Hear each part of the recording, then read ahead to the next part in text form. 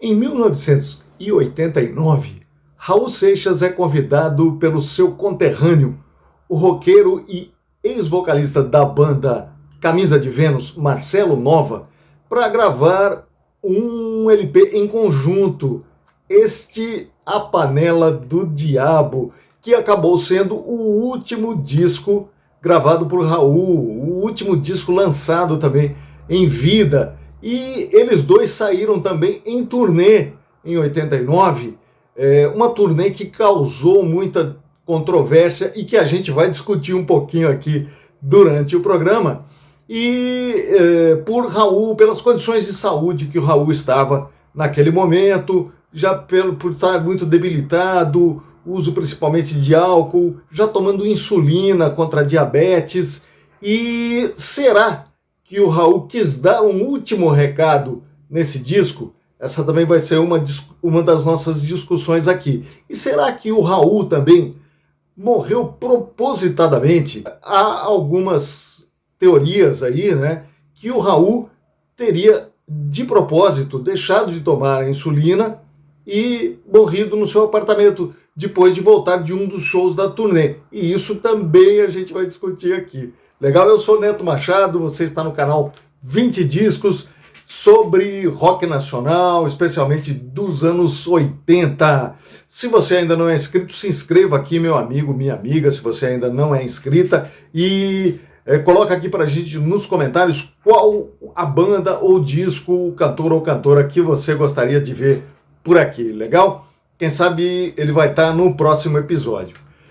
Bom, o Raul e o Marcelo Nova já tinham gravado juntos a música Muita Estrela para Pouca Constelação para o disco de 1987, o disco Duplo Sentido da banda Camisa de Vênus, da qual o Marcelo Nova fazia parte.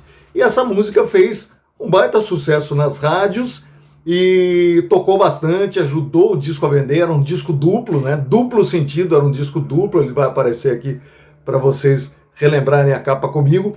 Essa música foi um dos grandes sucessos do disco e levou, posteriormente, então, o Marcelo Nova a fazer o convite para o Raul Seixas, para eles fazerem, então, um disco completo juntos, que é esse A Panela do Diabo. Deixa eu mostrar ele melhor aqui, eu tenho em CD a minha cópia, olha só, uma foto aqui dos dois, o Raul sentadinho com a sua guitarra, o Marcelo ao lado, também com a sua guitarra, A Panela do Diabo, que acabou sendo uma grande homenagem ao rock and roll mais básico, né? E eu vou falar um pouquinho sobre algumas músicas aqui que despontaram nesse disco.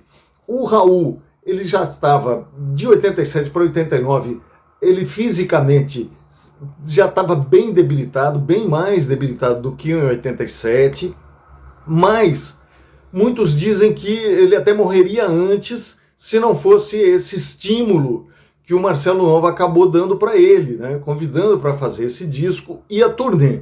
A grande questão é, ele tinha condições de saúde para fazer essa turnê? Não é o disco em si que eu acho que é a grande pergunta que se faz. É a condição de saúde que o Raul tinha. Alguns defendem que, psicologicamente, os shows ajudaram muito o Raul, que ele vivia daquilo ali, daquele contato com o público, e o Marcelo acabou ajudando ele, então. E alguns dizem que o Marcelo foi o responsável por debilitar ainda mais a saúde do Raul, o que acabou levando ele à morte.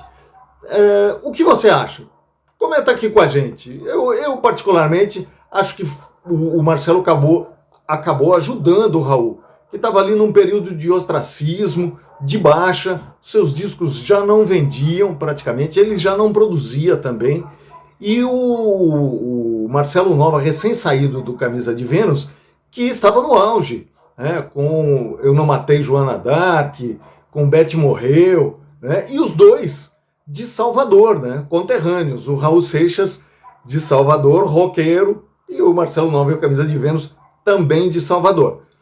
Legal, esse disco ele abre com um vocal dos dois, uma música a capela, só com a voz, o comecinho de um hino do rock and roll das antigas, né, do Gene Vincent, chamado Bebopa Lula. E os dois começam cantando, só a voz dos dois. É muito bacana, apesar de debilitada, a voz do Raul, é muito legal ouvir os dois juntos só no vocal. Curtinho, é uma vinheta, depois eles entram com Rock and Roll, que é meio que uma autobiografia dos dois ali. Eles repassam, o Raul repassa os tempos, na letra, né, os tempos que ele tocava lá em Salvador, o rock and roll, que ele imitava o Elvis Presley, fala dos seus ídolos, e que muita gente falava que ele estava tendo ataque epilético, enfim, tira ali um barato da música brasileira, da bossa nova, principalmente, que era sucesso na época, né? Começo ali dos anos 70, final dos anos 60, e o Marcelo Nova, em tom de brincadeira, também fala, olha, Raul, passou quase uma década, né? Eu estou aqui nos anos 80, sou de Salvador também, começa a fazer sucesso, mas a minha banda também está proibida de tocar na televisão porque é nome de palavrão. Lá nos anos 80, soava mal você falar Camisa de Vênus por um nome de banda. Inclusive, isso causou muitos problemas para a banda na sua primeira gravadora, a ponto da diretor da gravadora sugerir para eles mudarem o nome do Camisa de Vênus. Isso está num programa específico que eu coloquei aqui, e no final eu vou deixar um link para vocês, quem quiser saber mais sobre essa história da briga do Marcelo Nova com o diretor, que era o João Araújo, o pai do Cazuza, diretor da Som Livre, que sugeriu para ele mudar o nome do Camisa de Vênus. Aí ele deu aquela resposta atravessada. Quer saber qual foi essa resposta? Entra aqui, acessa aqui depois o nosso programa, legal? Sobre isso especificamente. Aí depois, e nessa música também, tem um trechinho antes de entrar o solo de guitarra, que o Raul fala, o negócio é rockão antigo. Tá aí, um recado que o Raul queria dar com esse disco é, vamos resgatar o rockão antigo, a base do rock and roll, que é o que eles fazem aqui. É muito legal, muito bem tocada, a banda Envergadura Moral, que acompanha os dois aqui, é excelente, tem músicos de primeira grandeza, e o guitarrista que toca é o André Cristóvão, que também é um baita de um guitarrista, legal? E depois vai para uma balada que também fez muito sucesso, tocou bastante nas rádios, que é Carpinteiro do Universo, que tem um tom não é uma desculpa, mas um arrependimento e um toque para aquelas pessoas que procuram sempre agradar ou que querem consertar o mundo, na verdade, né? Então o Raul e o Marcelo dão aqui também uma pitada do que é o recado do disco, né? Não adianta você querer ficar quebrando a cabeça aí e absorvendo os problemas do mundo inteiro e querendo achar que você vai resolver tudo, que você obviamente não vai. E isso ele passa nessa letra, que é uma balada muito bonita, que os dois cantam juntos. Aliás, todas as músicas do disco são cantadas em conjunto pelos dois, Marcelo Nova e Raul Seixas, e apenas uma delas é cantada apenas pelo Marcelo Nova e é a autoria somente dele, não é dos dois, que chama-se Quando Eu Morri, que é uma balada também muito bonita, que começa assim com um certo clima da metrô linha 743 do Raul, uma coisa assim meio nonsense, na letra, né? Mas muito bacana, é uma balada legal também. E outra música também que eu destaco desse disco é Pastor João e a Igreja Invisível, que já naquela época havia aí os pastores, né, das igrejas arrancando o sangue, arrancando o dinheiro de muita gente pobre, muita gente que não tem de onde tirar, acaba vendendo os bens, o pouco que tem, para dar para a igreja ali, e eles também tiram um sarro legal lá em 1980. Imagina se o Raul tivesse vivo hoje aí, o que ele ia falar sobre esses pastores de Araque que existem por aí, não é mesmo?